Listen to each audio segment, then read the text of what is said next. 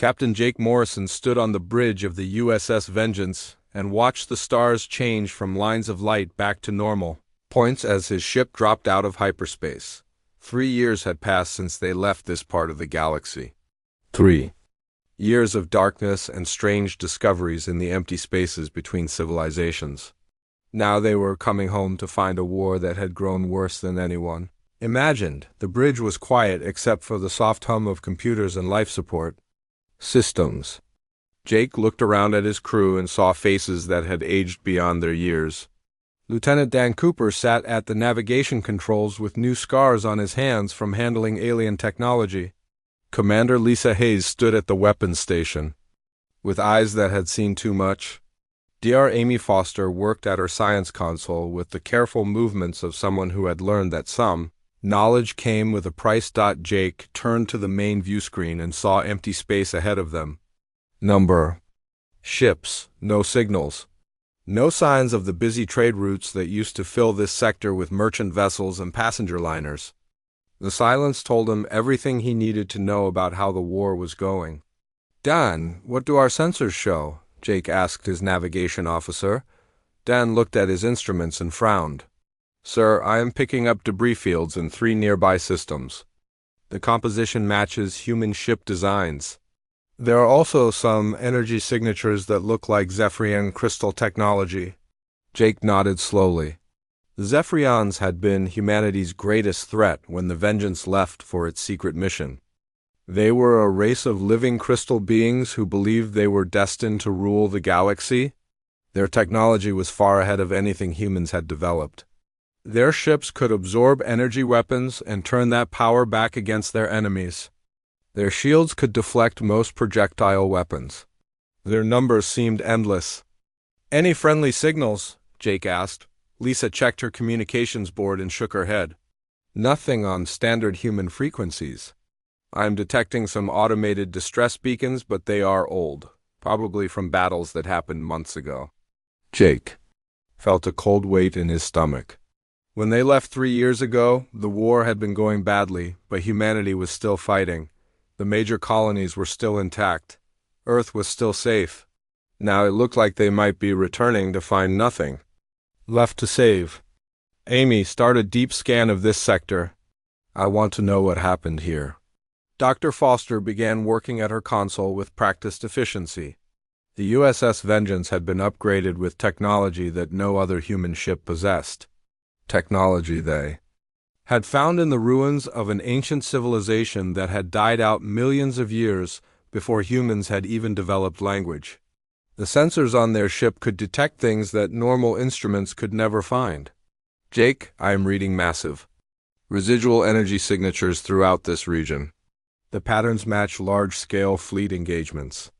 From what I can tell, there were at least 5 major battles fought in this sector within the past year. The debris suggests both human and Zephyrian losses, but the ratios are not good for our side. Jake walked to the center of the bridge and looked at the tactical display that showed the surrounding space. Red markers indicated debris fields.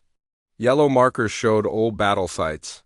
Green markers showed anything that might be friendly. There were very few green markers.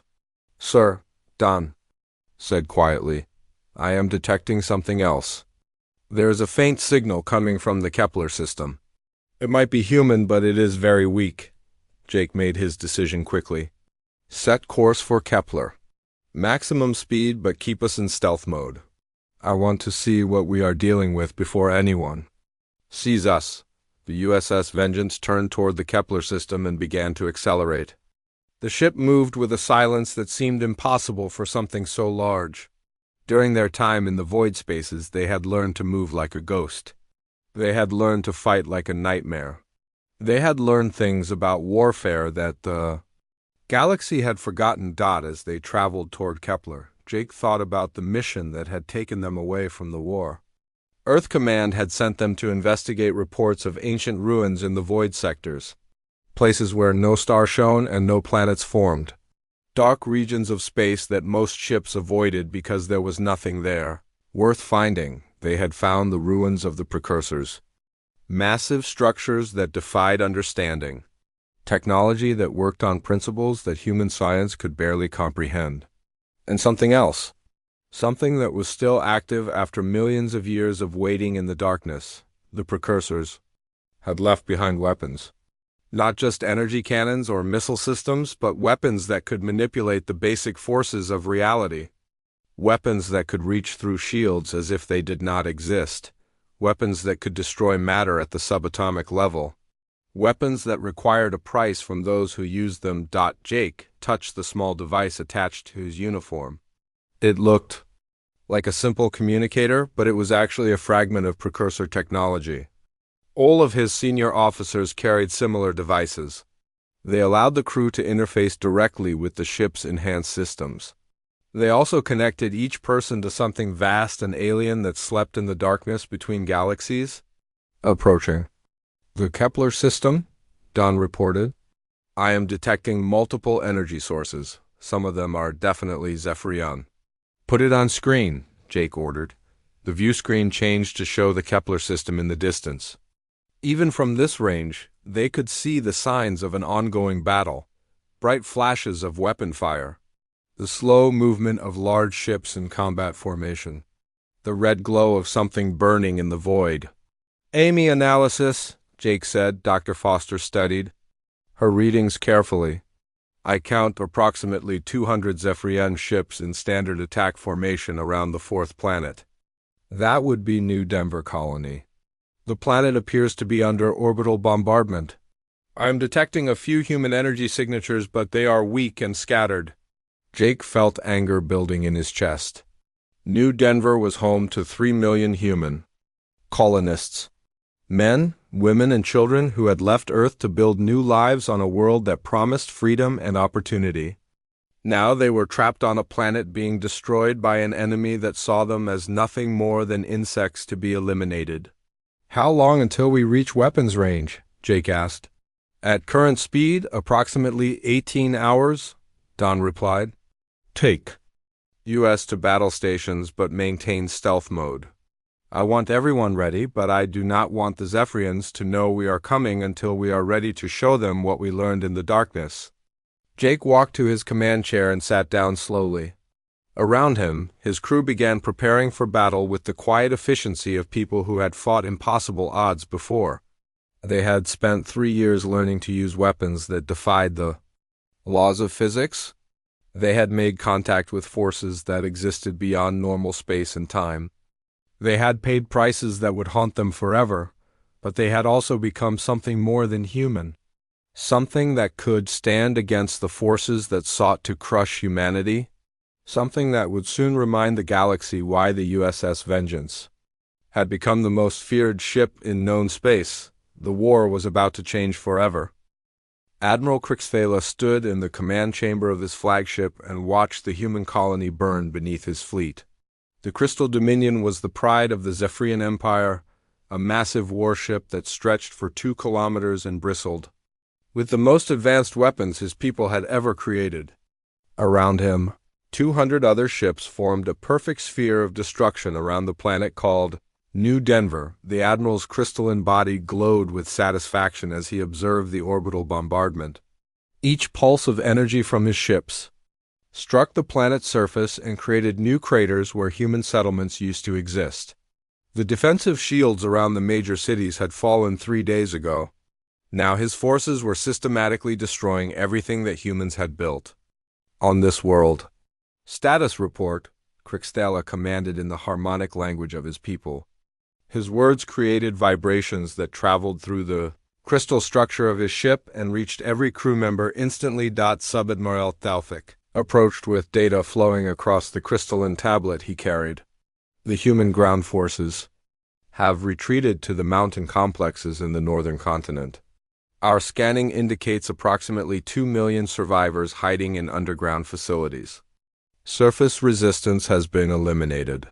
Crixthala studied the tactical display that showed the planet below. Red zones marked areas where his fleet had completed their destruction. Yellow zones showed ongoing bombardment. Only small green areas remained where humans still lived. Within hours, even those would be gone. The Zephyrian Empire had been fighting this war against humanity for 5 years now. At first, the humans had surprised everyone with their stubborn resistance and creative tactics. They used weapons that seemed primitive but proved effective in unexpected ways. They fought with a desperation that other species found disturbing. They refused to surrender even when facing impossible odds, but human creativity could only do so much against superior technology. Zephyrian ships could absorb most energy weapons and redirect that power into their own systems. Their crystal hulls could repair themselves during battle. Their shields could deflect projectile weapons with ease. Most importantly, they had numbers. That seemed endless. "Admiral," came a voice from the communication station. "We are receiving a transmission from Imperial Command. Fleet Admiral Zekthar wishes to speak with you." The main display changed to show the image of Fleet Admiral Zekthar, the supreme commander of all Zephyrian military forces. His crystalline form was larger and more complex than most of his species, with intricate patterns that showed his ancient age and vast experience. "Admiral Crixthala, your progress at New Denver has been noted. How soon until you can move your fleet to the next target system?" Crixthala straightened with pride. "Great Admiral, New Denver will be completely pacified within 12 standard hours. My fleet stands ready to proceed to the Alpha Centauri system immediately afterward." "Excellent. The Emperor is pleased with your efficiency. A human infestation will be eliminated within the year if all fleet commanders maintain your level of performance." The transmission ended and Crixthala returned his attention to the planet below. The humans called this world New Denver, but to him it was simply another world to be cleansed. The Zephyrian Empire had existed for 50,000 years and had conquered hundreds of species during that time.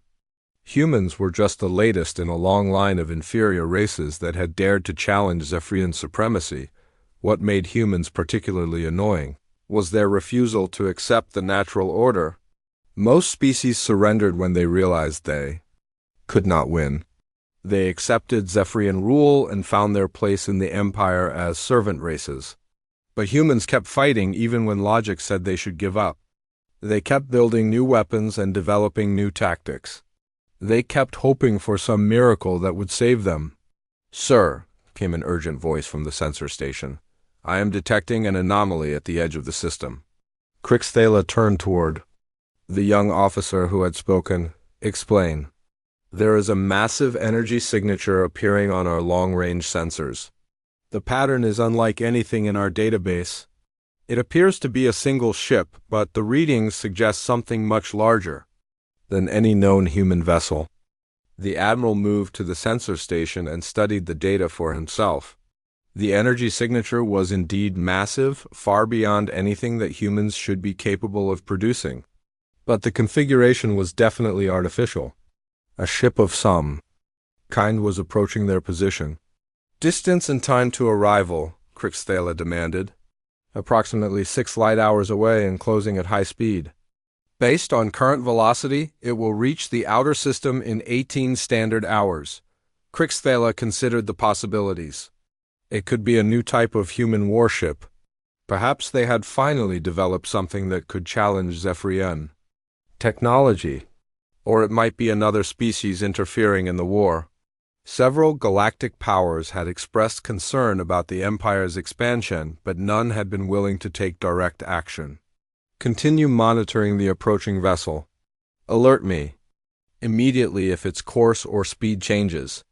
Meanwhile, maintain bombardment of the planet. I want New Denver completely destroyed before we deal with whatever is coming." The hours passed slowly as Crixthala's fleet continued their systematic destruction of the human colony. The Admiral divided his attention between watching the planet die and tracking the approaching ship. As it came closer, the sensor readings became more detailed and more disturbing. The vessel was enormous, nearly 3 kilometers in length. Its energy output was beyond anything in the Imperial database. Most troubling of all, the computer systems were beginning to match the energy signature with something from the classified files that only the highest ranking admirals were allowed to access. "Sir," the sensor officer called out with barely controlled panic in his harmonic voice, "the computer has identified the approaching vessel. The signature matches historical records from 3 years ago. Admiral, it is the USS Vengeance. Every being in the command chamber fell silent. The USS Vengeance was a name that haunted the dreams of every Zephyrian military officer.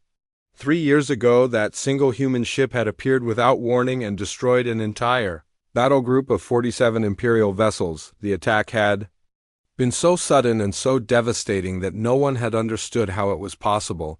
The human ship had used weapons that ignored Zephyrian shields completely. It had moved with speed and agility that defied the laws of physics. Most terrifying of all, it had simply vanished after the battle, disappearing into the void regions where no ship was supposed to be able to survive. Imperial Command had convinced themselves that the USS Vengeance had been destroyed in whatever experiment had given it such power. The alternative was too frightening to consider. If humans had developed technology that could consistently defeat Zephyrian forces, the entire war would change. All ships assumed defensive formation around the planet, Crixthala ordered, though his harmonic voice now carried notes of uncertainty. Prepare all weapons and raise shields to maximum power. We will show these humans that the Empire does not fear their ghost ship. But even as he gave the orders, Crixthala felt something he had not experienced in his long military career. For the first time in 50,000 years of Zephyrian supremacy, an Imperial Admiral was afraid of a human weapon. The USS Vengeance was coming, and with it came the possibility that everything the Empire believed about their own superiority might be wrong. Captain Jake Morrison stood on the bridge of the USS Vengeance as his ship dropped out of hyperspace at the edge of the Kepler system. The main view screen immediately filled with the sight that made his blood run cold. 200 Zephyrian warships surrounded the planet New Denver in a perfect sphere of destruction. Even from this distance, he could see the red glow of fires burning on the planet's surface. Battle stations, Jake ordered quietly. Around him, his crew moved with the practiced efficiency of people who had learned to fight impossible battles and win. Red lights bathed the bridge as weapon systems came online and shields powered up to maximum strength. Commander Lisa Hayes checked her weapons console and looked up with grim satisfaction. All systems are green, Captain. The quantum resonance cannon is charged and ready. Dark matter torpedoes are loaded in all tubes. The precursor weapons are responding to our neural interfaces. Jake touched the small device on his uniform that connected his mind directly to the ship's enhanced systems. Immediately, he could feel the vast power that flowed through the USS Vengeance. Energy that came from sources beyond normal human understanding. Weapons that could reach across space and time to strike targets that thought themselves safe behind any defense. Dan, take us in. I want to get close enough to hit their flagship before they realize what is happening. Lieutenant Don Cooper's hands moved across his navigation controls with steady precision. Course laid in, sir. We will reach optimal firing range in 47 minutes at current speed. Dr. Amy Foster looked up from her science station with concern written across her face. Jake, the energy readings from their fleet are enormous. Each of those ships has enough firepower to destroy a city. 200 of them together could crack a planet in half. Jake studied the tactical display that showed the Zephyrian formation. They had arranged themselves in overlapping defensive patterns with their most powerful ships protecting the flagship in the center. It was a formation designed to concentrate their firepower and provide mutual support for all vessels. Against any normal opponent, it would be nearly impossible to break, but the USS Vengeance was not a normal opponent. Amy, begin scanning their flagship. I want to know everything about their shields, weapons, and defensive systems. Lisa, prepare the quantum cannon for maximum power. We are going to announce our presence in a way they will never forget. As the Vengeance moved closer to the Zephyrian fleet, Jake remembered the first time he had seen one of their ships. It had been 5 years ago during the early days of the war. The crystal vessel had seemed beautiful and terrifying at the same time. Its hull reflected light in ways that hurt to look at directly. Its weapons had carved through human defenses like they were made of paper. Now Jake knew things about the universe that he had never imagined back then. During their 3 years in the void regions, his crew had made contact with the remnants of an ancient civilization that had ruled the galaxy millions of years before any current species had evolved. The precursors had left behind technology that operated on principles that human science could barely comprehend. The quantum resonance cannon was one of those weapons. It fired beams of energy that existed partially outside normal spacetime. The energy could pass through shields and armor as if they did not exist because from the weapon's perspective, they actually did not exist. It was a violation of everything that current galactic science believed about physics. Approaching optimal range, Dawn reported. The Zephyrians have detected us. They are moving to intercept. Jake watched as the enemy formation began to shift. Ships broke away from their bombardment of the planet and moved to form a defensive wall between the Vengeance and their flagship. Energy readings spiked as they charged their weapons and strengthened their shields. "Sir," Lisa called out, "they are targeting us with everything they have. I count over 300 separate weapon locks." Jake smiled grimly. "Let them come." "Amy, how long until the quantum cannon is ready to fire?" 30 seconds to full charge," Dr. Foster replied. "Jake, once we fire this weapon, every intelligence agency in the galaxy will know that humans have developed technology beyond their current understanding. There will be no going back to anonymity." "Good," Jake said. "It is time the galaxy learned that humanity does not surrender." The first Zephyrian ships opened fire when the Vengeance was still 2 light minutes away.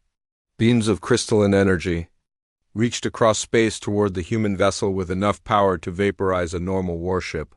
Jake felt the ship shudder slightly as the enemy weapons struck their enhanced shields. "Shields holding at 98%, Lisa reported. "Their weapons are having minimal effect," Jake nodded.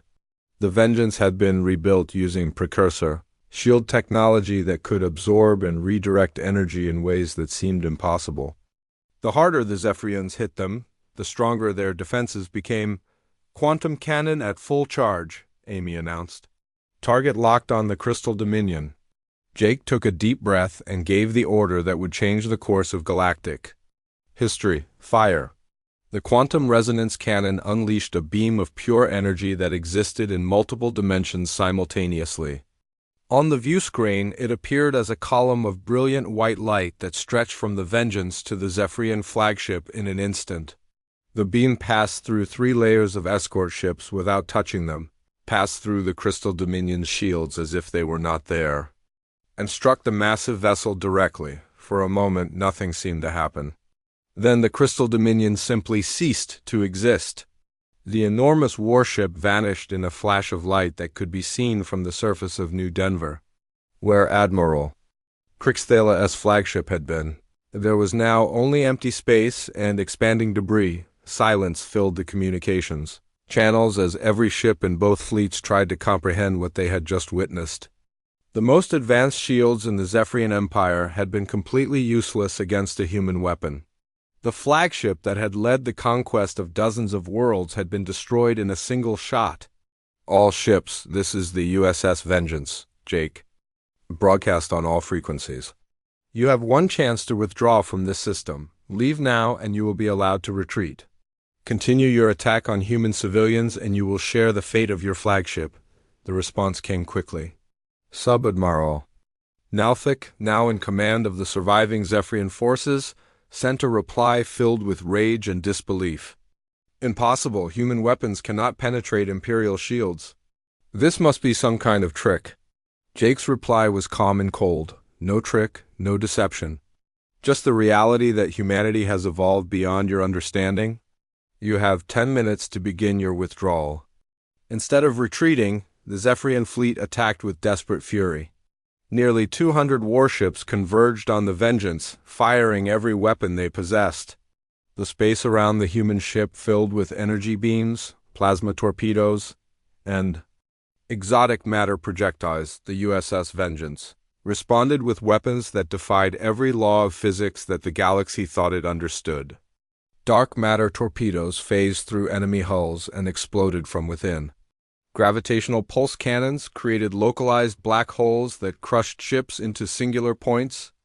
Temporal disruptors aged enemy vessels in seconds until they crumbled into dust. One by one, the Zephyrian ships died. Their crews had no defense against weapons that operated outside normal spacetime. Their shields and armor were useless against forces that existed in dimensions they could not even detect. Within 2 hours, the Battle of New Denver was over. The surviving Zephyrian ships fled in terror, carrying news of humanity's impossible victory to every corner of the galaxy.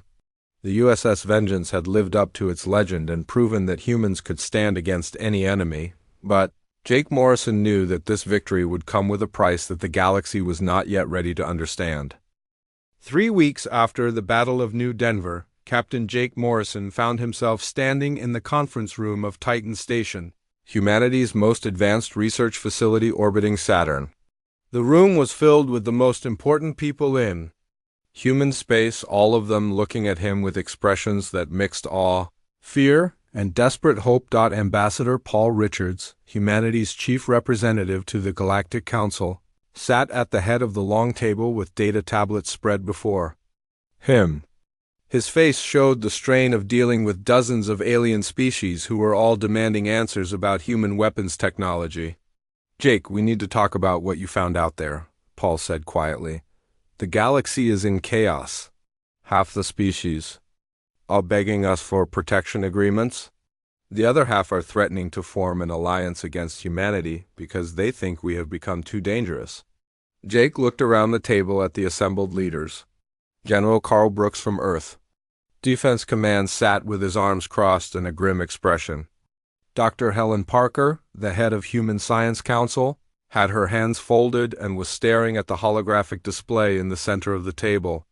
Admiral Frank Stone, commander of the Home Fleet, was studying tactical reports with obvious concern.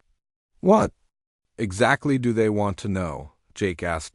Paul activated the holographic display and showed a star map of the galaxy. Red zones marked areas where the Zephyrian Empire was retreating. Yellow zones showed neutral species who were watching and waiting. Green zones marked human territory, which had suddenly expanded as other species offered alliance agreements. They want to know how humans develop technology that can ignore Zephyrian shields. They want to know if we can mass-produce these weapons. Most importantly, they want to know if we are planning to use this technology to conquer the galaxy ourselves. Dr. Amy Foster, who had been standing quietly near the window, turned to face the group. "We need to tell them the truth. What we found in the void regions was not just advanced technology. We made contact with something that has been waiting in the darkness for millions of years." General Brooks leaned forward with interest. "Explain that statement, Doctor." Amy moved to the holographic display and changed it to show the void regions, where the USS Vengeance had spent 3 years exploring. The map showed empty space between the spiral arms of the galaxy where no stars formed and no planets existed. "We found ruins out there. Massive structures built by a civilization that existed long before any current species evolved. The beings who built them called themselves the Precursors. Their technology operates on principles that our science is only beginning to understand." Admiral Stone studied the display carefully. "These precursors, are they still alive?" Amy's expression became troubled. "Not exactly. But they left behind automated systems that are still active. When we began studying their technology, we triggered something. A signal was sent out into deep space. Something answered that signal." Jake walked to the display and pointed to the edge of the galaxy where red warning markers were appearing. "Our deep space sensors have detected massive objects moving toward the galaxy from intergalactic space. The energy signatures are similar to precursor technology but much more powerful. Whatever is coming, it is big enough to bend space-time around itself." Dr. Parker looked up from her data tablets with alarm. "How big are we talking about?" "Each object appears to be approximately the size of Earth's moon," Amy replied. "We have detected at least 50 of them so far. They are traveling faster than should be physically possible, and they will reach the outer systems within a year." The room fell silent as everyone absorbed this information. Jake watched their faces and saw the same fear that he had been living with since the first long-range sensors had detected the approaching objects. "There is more," Jake continued. "We received a communication on precursor frequencies shortly after the Battle of New Denver. The message was automatically translated by our enhanced computer systems." Jake activated a recording that filled the room with sounds that seemed to come from everywhere at once. The voice that spoke was not human or alien, but something else entirely, something vast and ancient and utterly without mercy. "Children of the young races, you have awakened that which was meant to sleep. The harvesters return to reclaim what was taken. Prepare for judgment." Ambassador Richards rubbed his temples as if he had a headache. "Harvesters, what does that mean?" Amy brought up new data on the holographic display. "From what we can determine from the precursor records, the harvesters are the original creators of the technology we found. They seeded the galaxy with their ruins millions of years ago and then left for unknown reasons. Apparently, they did not intend for younger species to find and use their weapons." General Brooks stood up and began pacing around the room. "So let me understand this. We found ancient weapons that allowed us to defeat the Zephyrians. But using those weapons has attracted the attention of whoever originally built them, and now they are coming back to take their technology away from us." "That appears to be correct," Jake confirmed. "The USS Vengeance and the other ships we are building with precursor technology are essentially stolen property. The harvesters want their weapons back." Admiral Stone looked at the tactical displays with the expression of a military officer calculating impossible odds. "What kind of resistance can we expect from these harvesters?" Amy changed the display to show what their sensors had detected about the approaching objects. "Each harvester ship appears to have energy output equivalent to a small star. Their technology is millions of years more advanced than anything we currently understand. The weapons we used against the Zephyrians would probably be useless against them." Dr. Parker leaned back in her chair with a look of despair. "So we saved ourselves from the Zephyrian Empire only to face something infinitely worse." Jake moved back to the window and looked out at the stars. "Not necessarily. We still have time to prepare. The galaxy now knows that humans refuse to surrender even when facing impossible odds. The Battle of New Denver proved that we can develop and use technology that other species thought was impossible." Ambassador Richards activated his communication device and began reviewing messages from across the galaxy.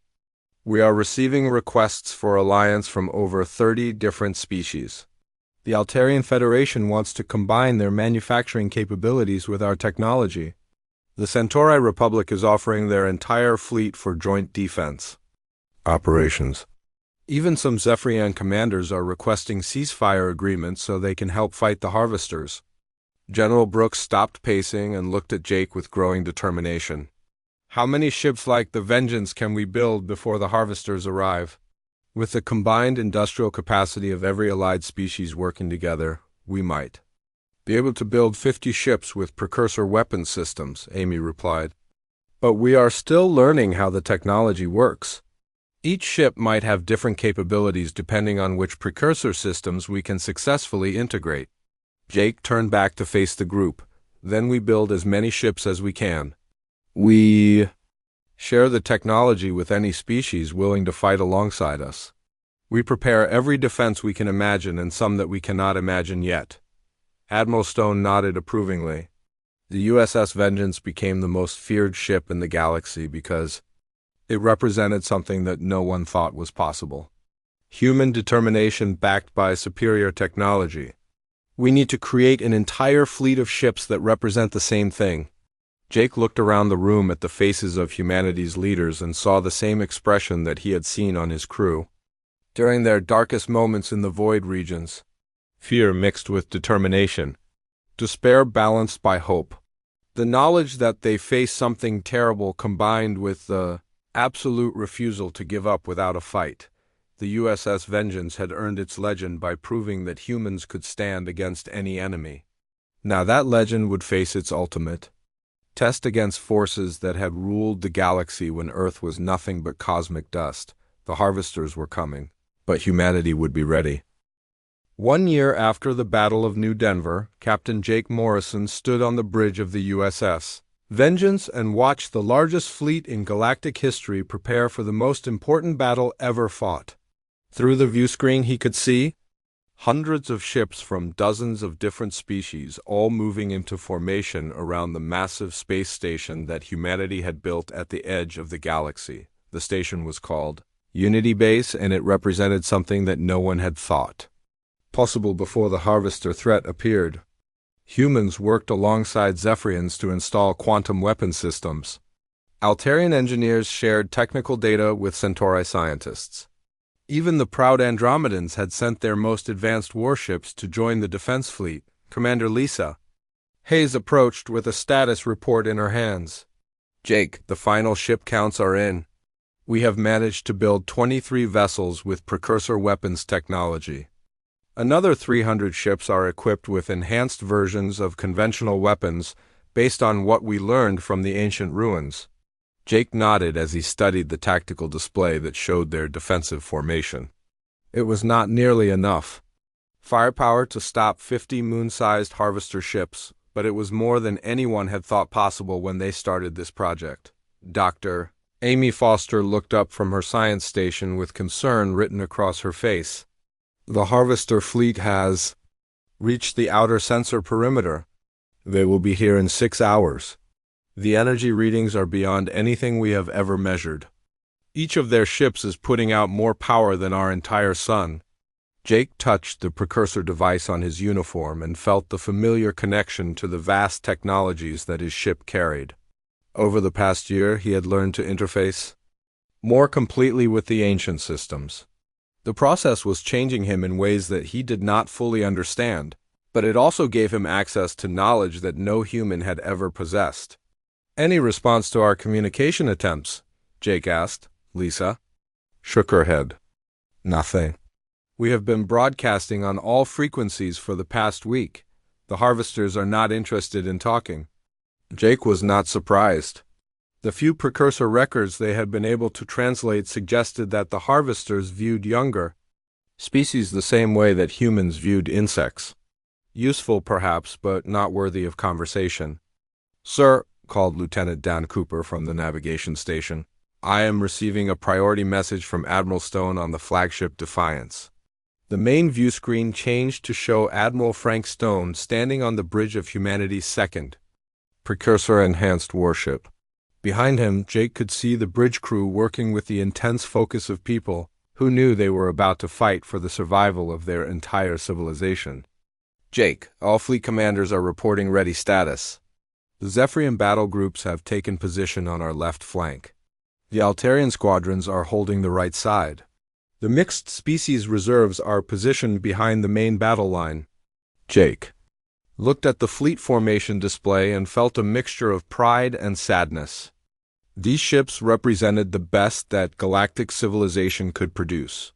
Crews from species that had been enemies for generations were now working together against a common threat. If they failed here, there would be no second chance? "Understood. Admiral, the Vengeance will take point position. If the Harvesters want their technology back, they will have to go through us first." Admiral Stone's expression was grim but determined. "Good luck, Jake. The entire galaxy is counting on you and your crew." The transmission ended, and Jake turned to address his bridge crew. These people had been with him through 3 years in the void regions and the desperate battles that followed. They had paid prices that would haunt them forever, but they had never given up hope. "You all know what we are facing," Jake said quietly. "The Harvesters have technology that is millions of years ahead of anything we understand. They have ships that can destroy planets and weapons that operate outside the normal laws of physics. By every logical calculation, we should have no chance of stopping them." He paused and looked at each member of his crew individually. "But logic has never been humanity's strongest quality. We are the species that looked at impossible odds and decided to fight anyway. We are the people who found ancient weapons in the darkness and learned to use them against enemies who thought they were invincible. Dr. Foster activated the long-range sensors and the view screen filled with an image that made everyone on the bridge fall silent. The Harvester fleet was approaching at a significant fraction of light speed, and each ship was exactly as large as their worst estimates had suggested. Moon-sized vessels that glowed with energies that bent space-time around. They are not slowing down, Amy reported. It looks like they intend to destroy anything in their path without even stopping to examine it. Jake felt the familiar cold anger that had carried him through every impossible battle. Then we will teach them that some things are worth stopping. For all ships, this is Captain Morrison of the USS Vengeance. Today we fight not just for humanity, but for every species that has ever dared to reach for the stars. Today we prove that the galaxy belongs to those who are willing to defend it. The response came from hundreds of ships across dozens of species. Voices speaking in languages that had been enemies for generations, all saying the same thing in their own words. Today they would stand together or fall together. The first Harvester ship entered weapons range and immediately opened fire with beams of energy that seemed to tear holes in space itself. The Unity-based defense platforms returned fire with every weapon they possessed, but their most powerful shots simply vanished when they struck the ancient vessel's shields. All ships, engage at will, Jake ordered. Show them what the younger races have learned. The USS Vengeance led the charge into the teeth of the Harvester formation. Quantum resonance cannons fired beams that existed in multiple dimensions. Dark matter torpedoes phased through normal space to strike targets that thought themselves untouchable. Gravitational pulse weapons created localized distortions that crushed even the most advanced armor for the first time in millions of years. The Harvesters met resistance that could actually damage their ships. Ancient hulls that had survived the death of stars cracked under the assault of weapons that operated on principles the builders had never imagined. Energy shields that had deflected the fury of supernovas flickered and failed when struck by forces that existed outside normal reality, but the cost was terrible. For every Harvester ship that was damaged, dozens of Allied vessels were destroyed. The moon-sized ancient ships had weapons that could delete matter from existence, and defenses that seemed to repair themselves faster than they could be damaged. Jake watched his tactical display as ship after ship vanished from the formation. The Altarian flagship was caught in a temporal distortion field and aged 1 billion years in seconds. 3 Zephyrian battle groups were simply erased when a Harvester weapon fired a beam of pure entropy at them. Jake, Amy called out urgently, I am detecting massive energy buildup in the lead Harvester ship. They are preparing to fire something at Unity Base itself. Jake made the decision that would define the rest of galactic history. All precursor enhanced ships follow my lead. We are going to ram the lead vessel before it can destroy the station. 23 ships with ancient weapon systems turned toward the largest Harvester vessel and accelerated to maximum speed. As they approached, Jake felt the precursor technology in his ship responding to his determination. Systems that had been dormant for millions of years came online. Weapons that the original builders had hidden even from themselves began to charge. The USS Vengeance struck the Harvester ship at a significant fraction of light speed and disappeared into a flash of energy that could be seen across half the galaxy. When the light faded, both vessels were gone, but something had changed. The remaining Harvester ships suddenly stopped their attack and began to withdraw. Across the fleet, communication channels filled with confused voices asking what had happened.